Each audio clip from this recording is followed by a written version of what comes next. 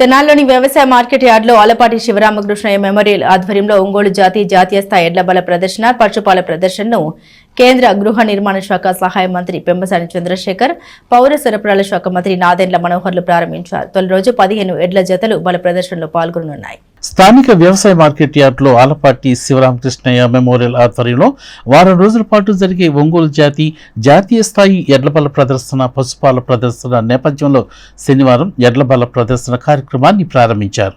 కేంద్ర గృహ నిర్మాణ సహాయ మంత్రి పెమ్మసాని చంద్రశేఖర్ జ్యోతి ప్రజ్వలన చేయగా రాష్ట్ర పౌర సరఫరా శాఖ మంత్రి నాదెండ్ల మనోహర్ ఎడ్లబల ప్రదర్శన ప్రాంగణాన్ని ప్రారంభించారు. అంతకుముందు తెలుగుదేశం పార్టీ ఆవిర్భావ దినోత్సవాన్ని పురస్కరించుకుని పార్టీ వ్యవస్థాపకుడు నందమూరి తారక రామారావు విగ్రహానికి పూలమాలలు వేసి ఘనమైన నివాళులర్పించారు.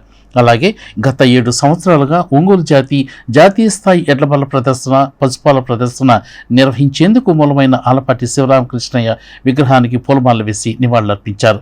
తదనంతరం కేంద్ర రాష్ట్ర మంత్రులు పెమ్మసాని చంద్రశేఖర్, నాదెండ్ల మనోహర్, మాజీ మంత్రులు నక్కా ఆనంద్ బాబు, ఆలపాటి రాజేంద్ర ప్రసాదులు ప్రత్యేకంగా ఏర్పాటు చేసిన ఎడ్లబండిపై ఎక్కి ప్రాంగణం అంతా తిరుగుతూ ప్రజలకు అభివాదం చేశారు.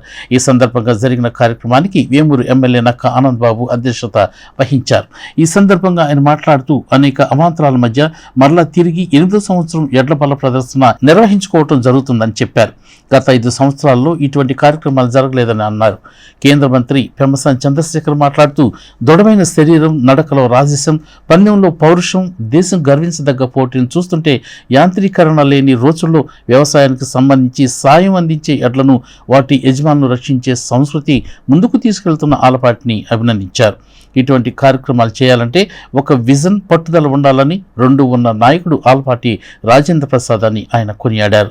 పౌర సరఫరా శాఖ మంత్రి నాదెండ్ల మనోహర్ మాట్లాడుతూ మన సంస్కృతిని కాపాడటంలోనూ ముందుకు తీసుకువెళ్లడంలో ఇటువంటి కార్యక్రమాలు ముఖ్య అవసరమని ఆయన అన్నారు. పశువుల్ని, చెట్లని, గ్రామీణ ప్రాంతాన్ని పూజించుకునే సంస్కృతి మనదని ఆయన చెప్పారు.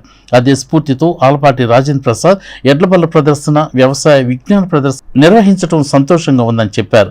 ఇంకా ఈ కార్యక్రమంలో మహిళా కమిషన్ మాజీ chairperson Annapaneni Rajakumari, Zilla Parishad chairperson Heni Christina, MLC Parchur Ashok Babu, Pilli Manikyalarao, Suresh, వడ్లమాన Purnachandrarao, మండలి రాజా తదితర నాయకులు, ప్రముఖులు పాల్గొన్నారు.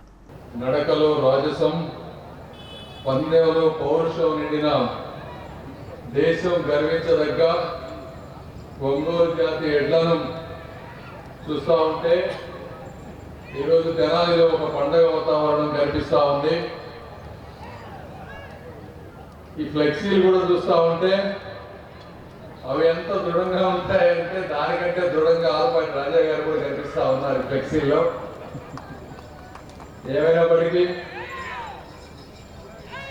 గత 8 సంవత్సరాలుగా యాంత్రీకరణ ఉన్న రోజుల్లో యాంత్రీకరణ లేని రోజుల్లో వ్యవసాయానికి సాయం చేసేటువంటి ఎద్దులను, వాటిని రక్షించే యాజమాన్యాలను రక్షిస్తూ ఆ సంస్కృతిని మరింత ముందుకు తీసుకువెళ్తూ వ్యవసాయ వికాసానికి కృషి చేస్తున్నటువంటి ఆలపాటి రాజా గారికి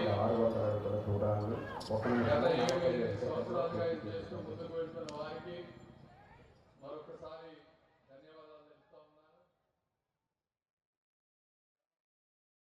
నేను నిజంగానే మనస్ఫూర్తిగా ఆలపాటి రాజా గారికి నేను ఈ సందర్భంగా ధన్యవాదాలు తెలుపుతున్నాను. ఇటువంటి కార్యక్రమాలు చేయడం అంత సులభమైన విషయం కాదు.